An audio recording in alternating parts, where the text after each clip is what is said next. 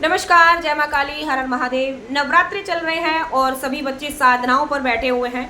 कुछ बच्चे जो मेरे से गुरु दीक्षित हैं वो साधना पर बैठे हैं, वो मेरे द्वारा दी हुई साधनाओं पर बैठे हुए हैं। जो बच्चे गुरु दीक्षित नहीं है मुझसे और वो भी साधना पर बैठे हुए हैं, तो उनको क्या करना है और जिनको मैंने साधना दी है उनको क्या करना है, ये उन सभी के लिए वीडियो है। जो बच्चे मेरे साथ में मेरे चैनल से जुड़े हुए हैं, माँ भगवती कृपा से 2 लाख बच्चों का परिवार है, तो जो भी बच्चे मेरे चैनल को देखते हैं, वीडियोस को देखते हैं, उन सभी के लिए ये वीडियो है।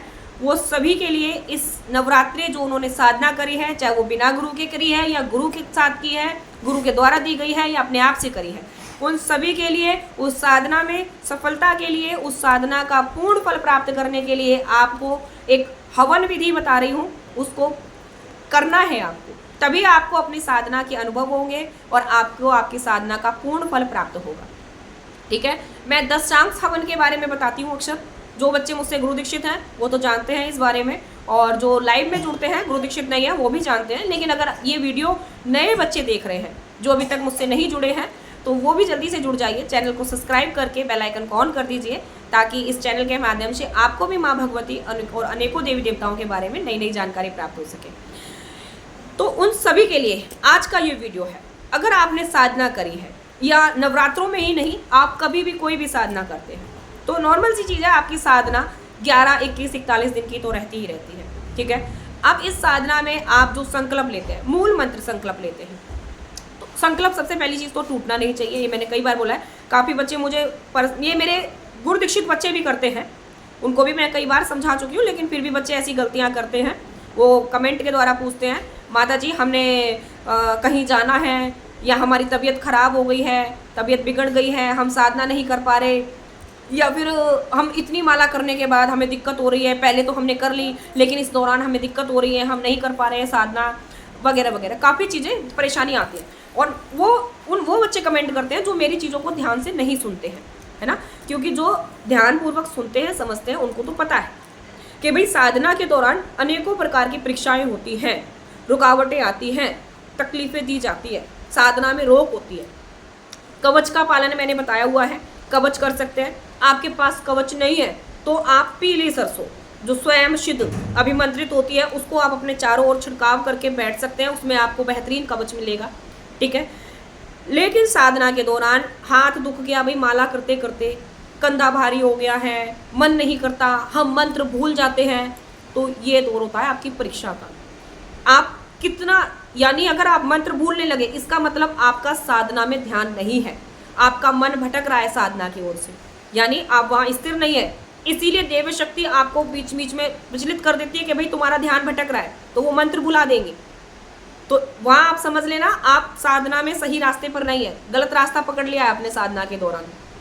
मंत्र भूल रहे हैं तो बेचैनियाँ होने लगी, तो वहाँ शक्तियाँ खुद मार्ग दिखाती है साधना में। ऐसी बात नहीं है, शक्ति अगर परीक्षा लेती है तो मार्ग भी दिखाती है।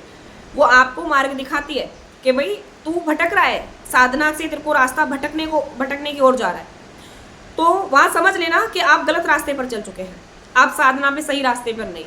जैसे बच्चे पूछते हैं क्या मेरी साधना सही चल रही है, क्या जो मैं मंत्र कर रहा हूँ वो सही रास्ते पर है, तो इस प्रकार से अगर भटकाव आ रहे हैं, मंत्र भूलना, हाथ दुख जाना, अगर आप साधना में लीन है तो हाथ दुख रहा है या माला आपकी कैसे चल रही है, आपको ये ध्यान ही नहीं रहेगा।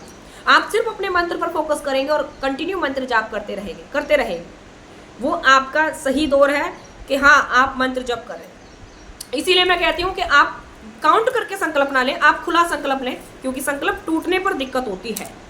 ये चीज़ 100% सत्य है कि संकल्प टूटने पर आपको प्रॉब्लम्स होंगी। तो आप खुला संकल्प ले लीजिए, माँ भगवती आपके आराधना में, आपके पूजा भक्ति में जितना हमसे बन पड़ेगा उतना जा आप स्वीकार करें। दूसरा, आप अपनी भक्ति को समर्पित करना सीखिए। जब आप पूजा भक्ति से उठें तो तुरंत माँ भगवती से प्रार्थना करें, हे माँ जगदम्बा, मैंने जो आपका मंत्र जप किया है, इस मंत्र की भक्ति को मैं आपको समर्पित करता हूँ, और जो भी गलती हुई उसके लिए क्षमा याचना मांगता हूँ। कृपा दृष्टि बनाए और अपनी छत्र छाया हमेशा मुझ पर बनाए रखें। ऐसी प्रार्थना करते हुए आप समर्पित कर दीजिए अपनी भक्ति को, कभी कोई दिक्कत नहीं आएगी। अक्सर लोग समर्पित करना नहीं जानते हैं। भक्ति को समर्पित करने पर आपको कभी कोई रोक रुकावट, कोई भी दिक्कत नहीं आती है।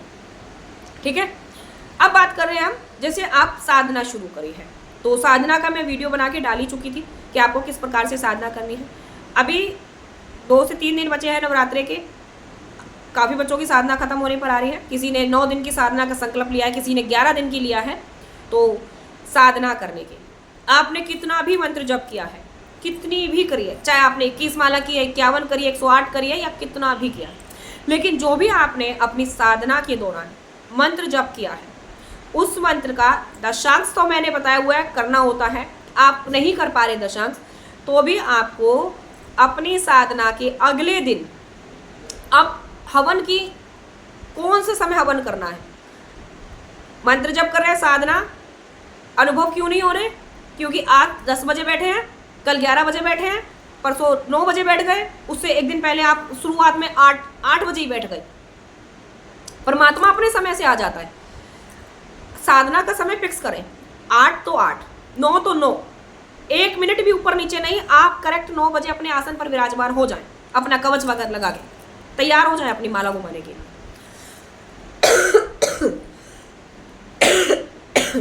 अब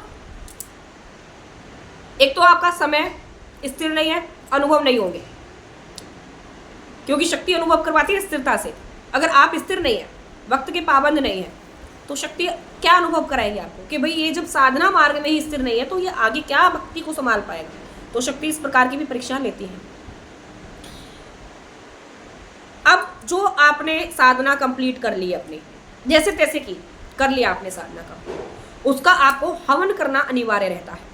चाहे आपने गुरु की देखरेख में करी है, चाहे आपने स्वयं से कोई साधना करी है, या कुछ भी करा, साधना नहीं करी, नॉर्मल मंत्र ही किया है, ठीक है, साधना नहीं करी, नॉर्मल मंत्र ही जाप भले ही क्यों ना किया है, अगर आपको उसका पूर्ण फल चाहिए तो आपको उसका हवन करना अनिवार्य होगा। कितना हद से हद आपको 11 माला का हवन करना अनिवार्य है।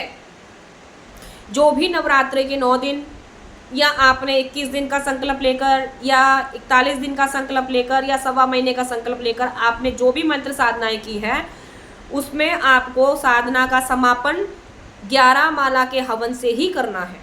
और उसके बाद आपको, जैसे आपने आहुतियाँ लगाई, चाहे आपने लौंग द्वारा किया हवन, चाहे आपने सामग्री से किया है, सामग्री द्वारा किया, या किसी भी प्रकार से किया है, ठीक है, उसके बाद आपको एक गोला लेना है।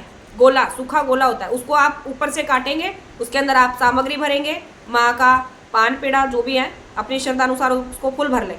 उसके बाद आप उस पर वो ढक्कन लगा दें जो काटा है, उसके ऊपर आप मौली का धागा बांधेंगे, अपना मंत्र बोलते हुए जो मंत्र आपने किया था, और फिर माँ को बोलना है, हे माँ भगवती, हे माँ जगदम्बा, मैंने जो 21 दिन, 9 दिन, 11 दिन या 41 दिन की जो भी साधना करी थी, आज मैं उस साधना का समापन कर रहा हूँ या कर रही हूँ।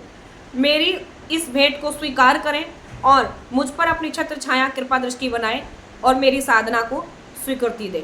ऐसे बोलते हुए आपको जो आपने नारियल बांधा है उसको वही मंत्र बोलते हुए जो आपने साधना के दौरान किया है, जैसे मानकर चलिए आपने क्रीम कालिकाय करा है तो वही ओम क्रीम कालिकाय नमः स्वाहा, ऐसी करके आपको उसकी भी आहुति एंड में लगा करके, और जो आपने कटोरी में साइड में घी तेल जो रखा है उसकी पूर्ण आहुति दे दें। आप ऊपर तक जानी चाहिए, ठीक है, नीचे से डालना शुरू करेंगे, ऊपर तक आपकी सर तक आप उसकी धार बांधकर उसको छोड़ देंगे। उसके बाद अपनी साधना में हुई गलती भूल चूक की क्षमा याचना करके स्थान छोड़ देंगे। इस प्रकार से आपकी साधना संपन्न होती है। अधूरी साधना कभी ज्ञान नहीं देती है, तो साधना के बाद उसका समापन करना अनिवार्य होता है। और समापन कैसे करते हैं आज के इस वीडियो में मैंने आपको समझा ही दिया है। आशा करती हूँ आपको एक और जानकारी मिली है और इस जानकारी को आप ज़रूर फॉलो करेंगे। वीडियो अच्छा लगे तो लाइक शेयर कर दीजिएगा, साथ ही चैनल को सब्सक्राइब भी कर लीजिए और कमेंट में जय माता दी जरूर लिखिएगा। और यदि उसके बाद भी कोई समस्या है और मुझसे कोई जानकारी चाहिए तो ऊपर दिए हुए नंबर पे आप मुझसे पर्सनली कांटेक्ट कर सकते हैं। तो मिलते हैं आपसे ऐसी नेक्स्ट वीडियो में और अधिक जानकारियों के साथ। तब तक के लिए सभी को जय माँ काली, हर हर महादेव।